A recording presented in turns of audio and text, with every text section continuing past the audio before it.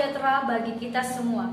Saudara-saudaraku yang terkasih dalam nama Tuhan kita Yesus Kristus, kita mungkin pernah mengikuti trending topik yang ada di Indonesia tentang perbedaan gender, hak dan kewajiban antara seorang laki-laki dengan seorang perempuan, di mana mereka mempermasalahkan bahwa seharusnya laki-laki lebih diperhatikan daripada perempuan.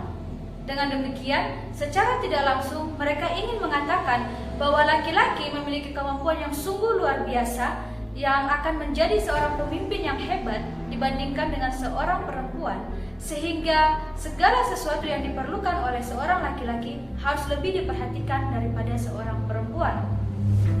Sama halnya dengan beberapa budaya yang ada di Indonesia, di mana mereka lebih mendominasikan peran dari seorang laki-laki daripada seorang perempuan. Contohnya dalam harta waris. Akan menjadi permasalahan jika orang tua tidak memberikan harta waris kepada seorang laki-laki. Tetapi tidak akan menjadi permasalahan jika perempuan tidak mendapatkan harta waris. Karena menurut mereka, laki-laki adalah penerus garis keturunan dari orang tua, sehingga harta waris itu harus diberikan kepada dia.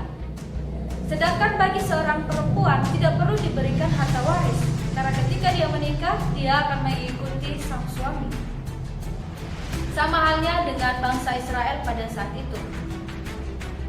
Tidak menutup kemungkinan bagi kita pun saat ini, kita akan merasa aneh jika yang menjadi pemimpin adalah seorang perempuan. Benar bukan? Namun kita belajar dari Hakim-Hakim pasal yang keempat ayat 1 sampai ayat yang ke-10. Kita akan melihat suatu perubahan yang sangat penting yang dilakukan oleh Deborah, dan dari perjuangannya ini dia membuktikan bahwa perempuan juga bisa menjadi seorang pemimpin. Saudara-saudaraku yang terkasih dalam nama Tuhan kita Yesus Kristus, pada saat itu bangsa Israel melakukan apa yang jahat di mata Tuhan ketika Ehud sudah meninggal. Dan ketika mereka terus memberontak kepada Tuhan, Tuhan menyerahkan mereka ke dalam tangan Raja Kanaan untuk ditindas. Dan pada saat itu, panglima perang yang sangat terkenal adalah Sisera.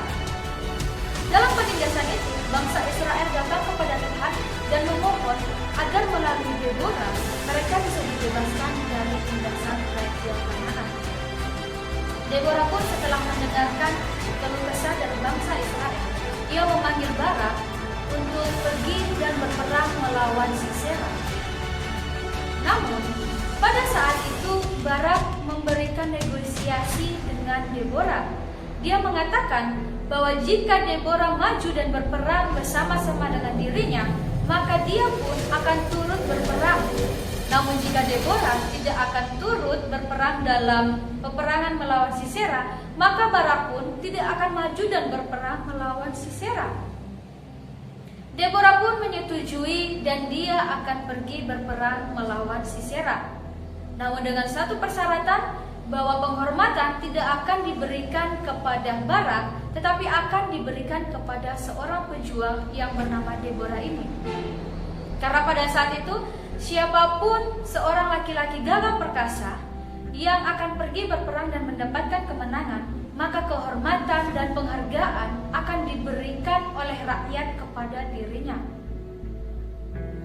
Dan ketika Deborah maju dan berperang, dia disertai dengan Tuhan, dan Tuhan membuat dia berhasil dalam peperangannya itu, sehingga penghargaan jatuh ke dalam tangan Deborah, seorang perempuan yang gagah perkasa.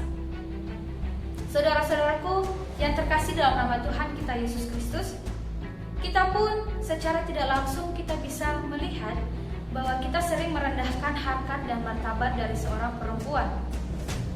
Bagi kaum laki-laki, mereka merasa bahwa perempuan tidak terlalu penting. Perempuan tidak perlu diperhatikan. Perempuan tidak bisa menjadi seorang pemimpin sama seperti laki-laki yang ketika menjadi pemimpin, dia akan memimpin dengan sangat baik dibandingkan dengan seorang perempuan. Jika kita memiliki pemikiran yang seperti ini, maka kita sudah salah dalam berpikir. Karena kita melihat dalam kemampuan yang diberikan oleh Tuhan kepada Deborah mampu membuktikan kepada kita semua bahwa perempuan juga bisa menjadi seorang pemimpin yang gagah perkasa dibandingkan dengan seorang laki-laki. Saudara-saudaraku yang terkasih dalam nama Tuhan kita Yesus Kristus, jika kita sebagai seorang laki-laki kita suka merendahkan harkat dan menjabat perempuan, kita harus ingat bahwa jika perempuan itu tekun dalam pekerjaan, dalam studi, dalam apapun yang menjadi harapannya, dan dia terus-menerus mengeluh kepada Tuhan dan berserah kepada Tuhan, dan Tuhan bersama-sama dengan dirinya, maka kita akan melihat bahwa seorang perempuan memiliki keberhasilan yang sangat sempurna yang jauh melebihi seorang laki-laki. Dan bagi kita sebagai kaum perempuan yang selalu direndahkan oleh kaum pria, ingatlah bahwa kita juga bisa sama seperti Deborah yang menjadi pemimpin yang sangat luar biasa. Buktikan dirimu dan bangkit dari keterpurukan jika saat ini engkau direndahkan oleh orang lain. Jika saat ini sebagai perempuan kita dikatakan kaum yang lemah, maka buktikan pada dunia bahwa kita bukanlah kaum yang lemah. Jika mereka mengatakan kepada kita bahwa kita perempuan tidak bisa untuk mendapatkan cita-cita kita yang setinggi langit, maka buktikan kepada mereka bahwa cita-citamu itu tidak hanya sekedar hayalan, tetapi kamu harus nyatakan dalam tindakan dan dalam masa depan. Salah satu cara membuktikan pada musuh yang selalu menghinamu bahwa kamu adalah kaum yang lemah adalah dengan keberhasilan yang kamu peroleh. Sebagai kaum perempuan, buktikanlah pada dunia bahwa kita bukanlah kaum yang lemah.